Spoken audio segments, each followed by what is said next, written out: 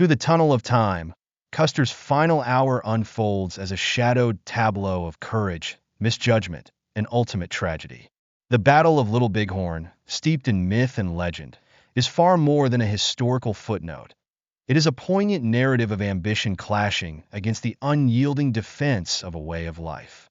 At its core lies the pivotal choices of George Armstrong Custer, whose decisions shaped the fateful conclusion of June 25, 1876. While historians have reconstructed fragments of the events, the final moments remain obscured, a labyrinth of uncertainty. What did Custer perceive as the battlefield evolved? How did he interpret the unfolding chaos? And, most crucially, what miscalculations sealed the destinies of his regiment? This exploration dives into those decisive moments, offering not merely a timeline, but a penetrating analysis of the strategies, errors, and overlooked intricacies that defined his last stand. The air was stifling, heavy with the oppressive heat of a midsummer day, as Custer scanned the distant horizon. It was 1:05 p.m., a moment poised on the knife edge of history. With every step across the rugged Rosebud Little Bighorn Divide, the 7th Cavalry ventured deeper into the unknown. For Custer, the stakes were monumental. His reputation as a brilliant commander was on the line, tasked with subduing a coalition of Sioux and Cheyenne warriors resisting U.S. government orders. Custer faced a daunting challenge.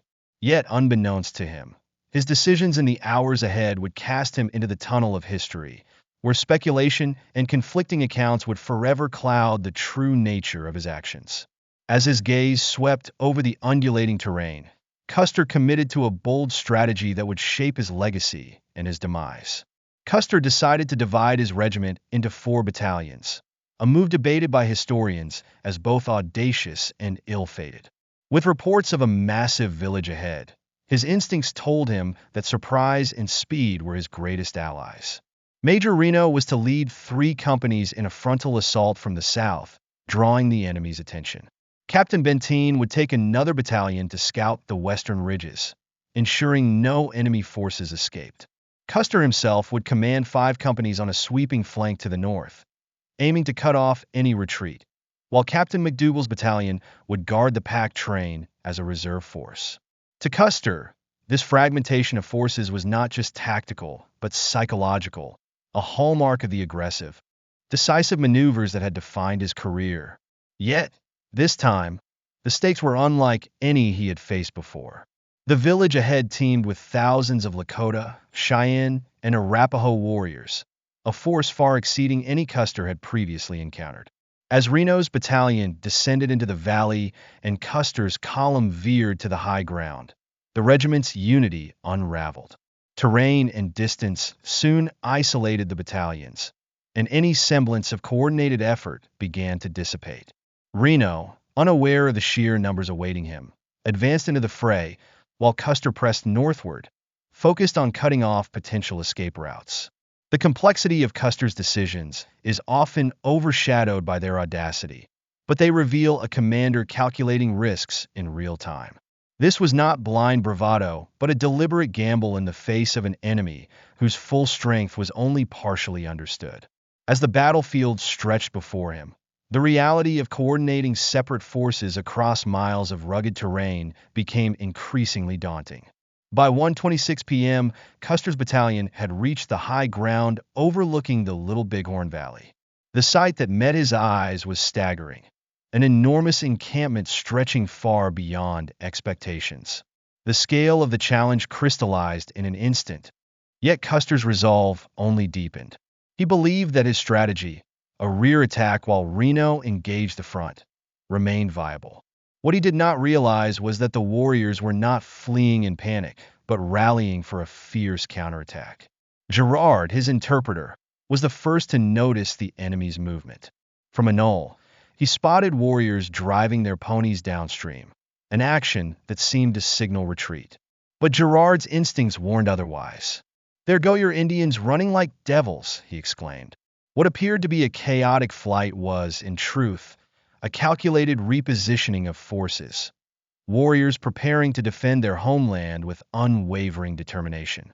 In this critical hour, The cracks in Custer's plan began to widen.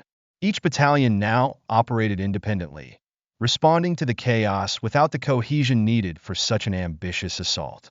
Custer had gambled before and won. But this time, the cost of his daring would be tragically different. The unfolding events were no longer under his control, and as the battle reached its crescendo, the tunnel of uncertainty closed around him, leaving behind only fragments of a legend and the enduring mystery of his final hour.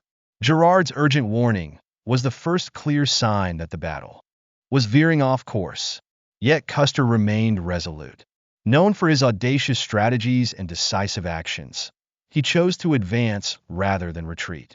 Believing his flanking maneuver could still succeed, he pressed north along the high ground, intent on intercepting the village's escape route.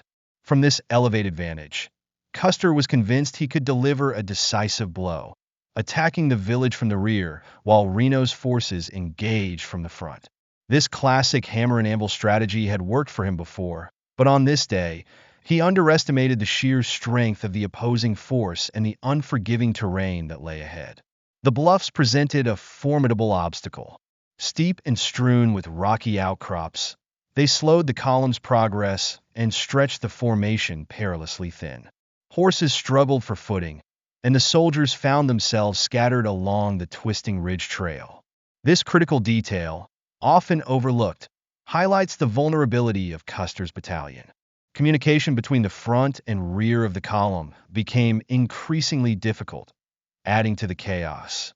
Meanwhile, Reno's battalion pressed toward the village below, but the terrain obscured Custer's view of their advance. Through gaps in the bluffs, he caught fleeting glimpses of Reno's progress, but the true state of the battle eluded him. This lack of coordination between the two columns would prove disastrous. Reno, instead of making headway, encountered fierce resistance and was forced into retreat. Yet Custer, unaware of this reversal, continued to push northward, confident in his strategy. The reality on the ground, however, was starkly different. The Sioux and Cheyenne warriors, under the leadership of seasoned commanders like Crazy Horse and Gall, were mobilizing for a counterattack. Far from retreating, they were positioning themselves to meet Custer head-on. As his men navigated a series of deep ravines known as coulees, progress slowed further, and the column was funneled into a vulnerable single-file formation. These natural choke points exposed Custer's battalion to the enemy's strikes, setting the stage for catastrophe. Signs of the enemy's presence grew increasingly apparent. Scouts reported small groups of warriors shadowing the column from the ridges. Yet Custer pushed forward undeterred, determined to complete his flanking maneuver. This decision underscores a critical aspect of his leadership: his unwavering confidence in his own tactical superiority. It was not recklessness, but a deeply ingrained belief in his ability to outmaneuver his opponents. However, this overconfidence would prove fatal. By 1:42 p.m., Custer reached a high point overlooking the battlefield. Smoke from the village, the erratic movement of Reno's forces, and the sight of warriors organizing in the distance painted a grim picture. Yet Custer interpreted these developments as evidence that his plan was working, believing the warriors' movements indicated panic, not preparation. Despite fragmented reports from scouts like Mitch Boyer and Gerard, Custer pressed on. Their observations of regrouping warriors and increasing resistance should have raised alarm, but Custer viewed them as signs of progress. His misreading of the battlefield was compounded by the physical and communicative distance between his column and Reno's, leaving each battalion isolated in the chaos. Curley, one of Custer's Crow scouts, later recounted the unfolding tragedy. Watching from his position, he saw the column thin out as it advanced into the coulees. From his vantage point, Curley also saw what Custer could not: warriors led by Crazy Horse and Gall moving to intercept the flanking force. As Custer's battalion descended into Medicine Tail Coulee, the terrain forced them into an even tighter, more vulnerable formation. By 2:05 p.m., they had reached the bottom of the ravine, exhausted from the arduous march. It was here that Iron Cedar, a Hunkpapa warrior, played a pivotal role. From his Post on the ridge, he spotted Custer's approach and rushed back to the village to warn his people. Within minutes, the village was mobilized, and warriors prepared to intercept Custer's advance. Gall, previously focused on Reno's assault, redirected his forces to counter Custer's flanking maneuver. As the battalion paused to regroup, the first shots rang out. The warriors, having anticipated Custer's approach, launched a coordinated and overwhelming attack. Surrounded and outnumbered, Custer's men found themselves in an untenable position. The final moments of Custer's battalion, stretched thin and isolated in the ravine, were a direct result of the missteps and overconfidence that defined his strategy. The trap, sprung with precision, marked the beginning of the end for Custer and his men. Their fate, sealed in the coulees of the Little Bighorn, became one of history's enduring tragedies, forever etched in the shadowed annals of time. Within moments, chaos engulfed the battlefield. While many accounts depict Custer's final hours as a reckless charge into the unknown, this narrative reveals a far more nuanced reality. Custer was not acting blindly. His decisions were calculated responses to the intelligence his scouts provided. However, the overwhelming size of the Indian forces, coupled with the treacherous terrain and the fragmentation of his own battalion, left him with increasingly limited options. Ultimately, it was not merely Custer's overconfidence that sealed his fate, but also the breakdown in communication and the sheer strength of the opposition. By the time Custer's battalion descended into Medicine Tail Coulee, the course of the battle had already spiraled beyond his control. The very terrain he had relied on for cover turned against him, transforming into a series of bottlenecks that exposed his men to devastating attacks. The coulee, initially offering concealment, became a perilous funnel, restricting movement and preventing his soldiers from maintaining cohesive formations. The sun beat down relentlessly, casting long shadows over the jagged landscape as the regiment's march deteriorated into a disjointed struggle against exhaustion and the land itself. For Custer, the descent into Medicine Tail Coulee marked his final tactical maneuver, a last-ditch effort to outflank the village and deliver a decisive blow. By 2:05 p.m., he reached the bottom of the coulee, the shimmering Little Bighorn River ahead, symbolizing the critical crossing point for his planned rear assault. His strategy was bold: cross the river, strike the village from behind, and catch the warriors between his battalion and Reno's forces. This plan, however, rested on a flawed assumption. Custer still believed Reno's attack was progressing as intended. Unbeknownst to Custer, Reno's forces had already faltered. By 1:45 p.m., Reno's battalion, overwhelmed by the sheer number of warriors led by Gall and Crazy Horse, had been forced into retreat. Attempting to hold their ground, Reno's men dismounted to form a skirmish line, but the counterattack was swift and brutal. Outnumbered and outmaneuvered, they retreated into the timber along the river, desperate to regroup. The rugged terrain obscured this chaotic retreat from Custer's vantage on the bluffs, leaving him unaware of the precarious situation Reno faced. Convinced the frontal assault was still drawing the warriors' attention, Custer pressed forward with his flanking maneuver. Eyewitness accounts from scouts like Mitch Boyer and Curley provide critical insights into these moments. They observed the battalion thinning out as it descended into the coulee, its pace slowed by the uneven terrain and oppressive heat. Boyer noted a growing unease among the men, who had expected to encounter fleeing villagers, but instead saw signs of an organized defense. Custer, however, interpreted the situation differently. Confident in his strategy, he dismissed these signs and continued the advance. Meanwhile, warriors such as Iron Cedar had already alerted Gall and Crazy Horse to the presence of Custer's flanking force. The battalion was marching directly into a carefully orchestrated trap.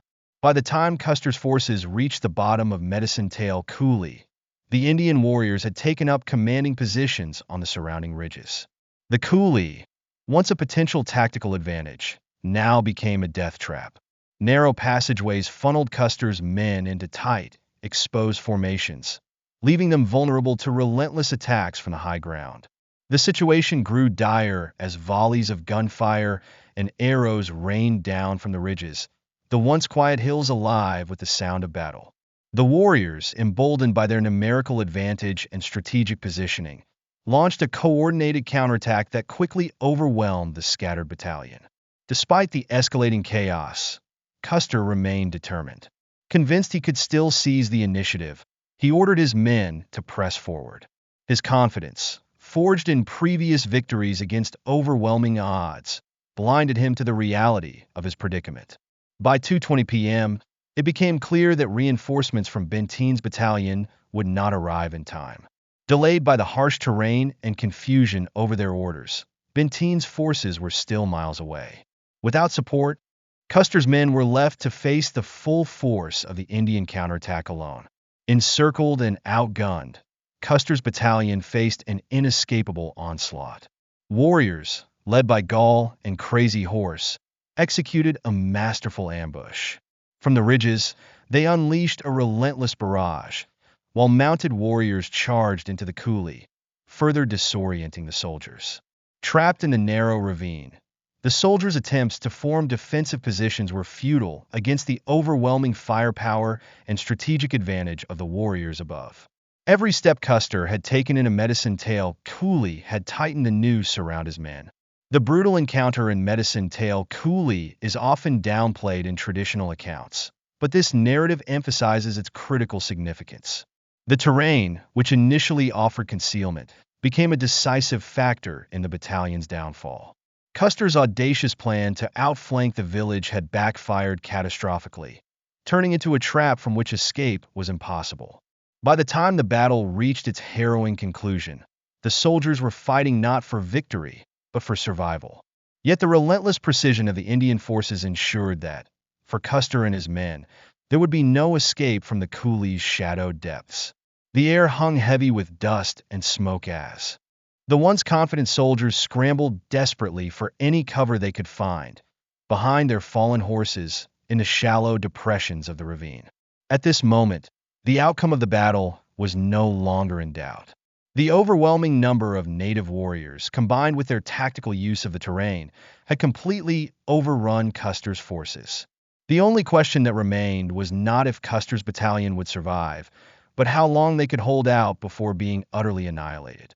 By 2:30 p.m., Custer's men were in full retreat, though there was no escape. The coulee had transformed into a deadly killing field, and one by one, the soldiers fell under the relentless fire raining down from the ridges. Realizing the hopelessness of their situation, Custer rallied the remnants of his force, leading them toward a small rise in the terrain, a desperate last stand. This rise, which would later become known as Last Stand Hill, marked the site of Custer's final moments. The iconic imagery of Custer's last stand has been romanticized in countless accounts, but the reality was far from glorious.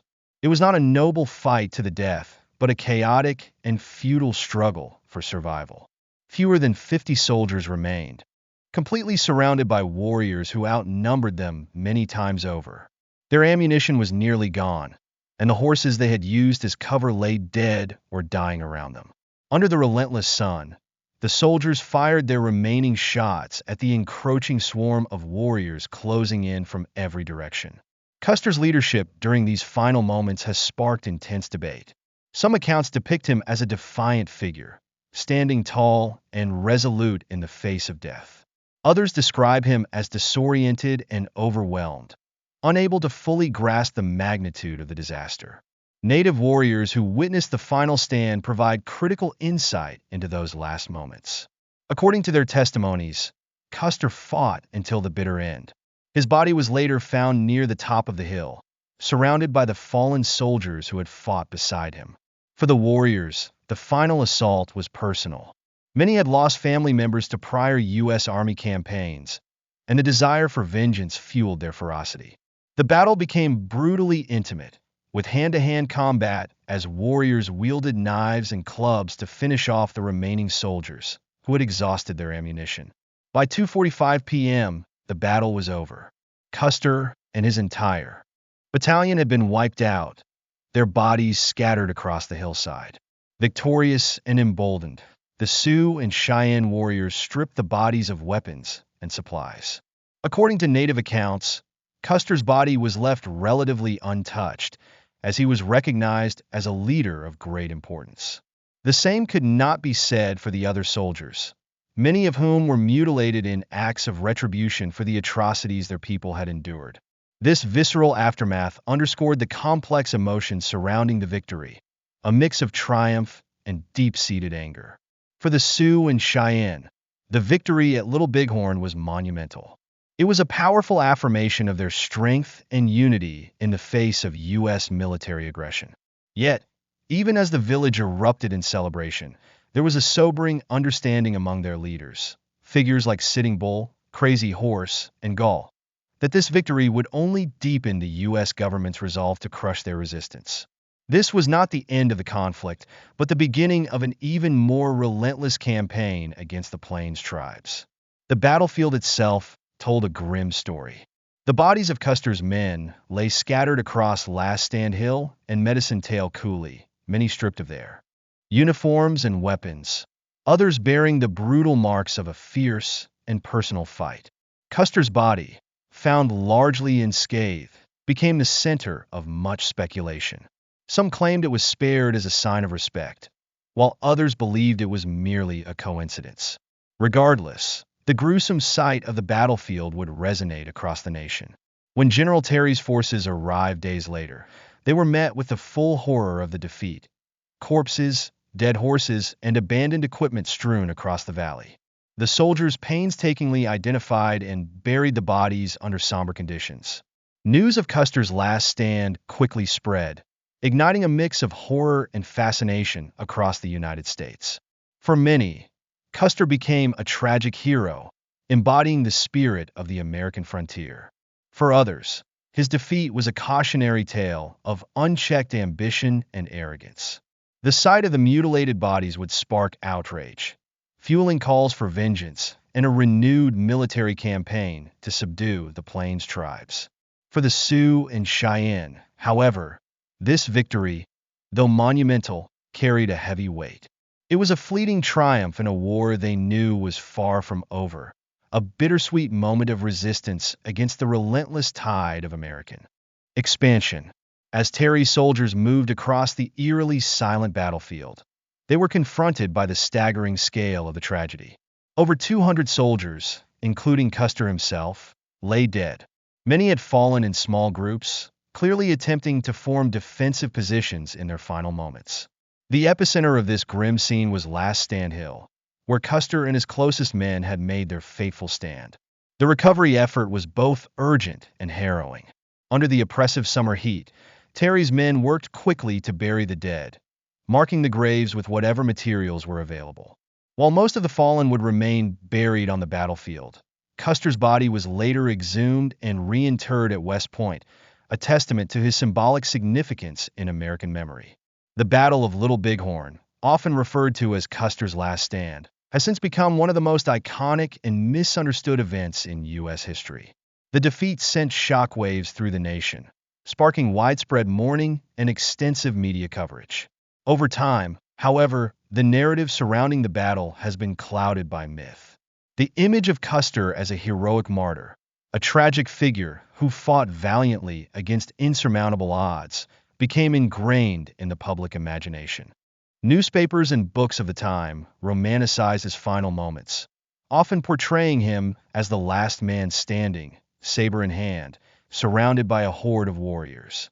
This depiction, though compelling, obscured the complexities of what truly happened on June 25, 1876. This narrative revisits those final moments, peeling back layers of myth to reveal a more nuanced reality. Far from the noble hero of legend, Custer was a flawed commander whose overconfidence, poor communication, and misjudgments led his men into disaster. His decision to divide his forces, his disregard for the intelligence provided by his scouts, and his underestimation of the strength and determination of the native forces were pivotal missteps. Rather than a symbol of glory, Custer's actions and their catastrophic consequences serve as a cautionary tale of ambition unchecked by prudence. For the Sioux, Cheyenne, and Arapaho, the Battle of Little Bighorn was a bittersweet triumph. It proved their ability to resist U.S. expansion and defend their land, showcasing their strength and unity in the face of overwhelming odds. Yet, even as the battle ended in victory, many tribal leaders, including Sitting Bull and Crazy Horse, understood its consequences. The U.S. government, humiliated by the defeat, would respond with unrelenting force. In the months following the battle, a series of punitive military campaigns were launched, targeting the Plains tribes with unprecedented ferocity. These efforts ultimately led to the surrender and subjugation of many native leaders and their people, including the capture of Sitting Bull and the tragic death of Crazy Horse. Far from halting U.S. expansion, the defeat at Little Bighorn intensified the government's determination to crush native resistance once and for all. The battle became a rallying cry for the complete subjugation of the Plains tribes, accelerating the erosion of their way of life. Today, the site of the battle, preserved as the Little Bighorn Battlefield National Monument, stands as a poignant reminder of this pivotal clash. For Native Americans, it is a symbol of resilience and resistance, a place where their ancestors made a valiant stand to protect their culture and land. For descendants of the soldiers, it serves as a solemn reminder of the human cost of ambition and conquest. Efforts in recent years have sought to expand the narrative, incorporating the Native perspective into the broader story. Memorials now honor not only the soldiers who fell, but also the Native warriors whose bravery and tactical brilliance led to their hard-won victory. The Battle of Little Bighorn was more than a clash of armies. It was a collision of cultures, each fighting for its survival. For Custer and his men, it marked the tragic culmination of a flawed campaign. For the Sioux, Cheyenne, and Arapaho, it was a testament to their courage and unity, even as they recognized that the victory was only a temporary reprieve. For the United States, it served as a sobering reminder that even the most formidable powers can falter against determined resistance. Over a century later, the battle remains a symbol of both triumph and tragedy, reflecting the complexities of a history that continues to shape the present. Thank you for watching the video until the end. Don't forget to hit like, subscribe, and turn on notifications so you won't miss any new videos from us. What do you think about today's topic? Leave your thoughts in the comments below. And if you found the video helpful, feel free to share it with your friends and family. We hope you had a great time. See you in the next video with even more exciting content. Make sure to subscribe so you don't miss out.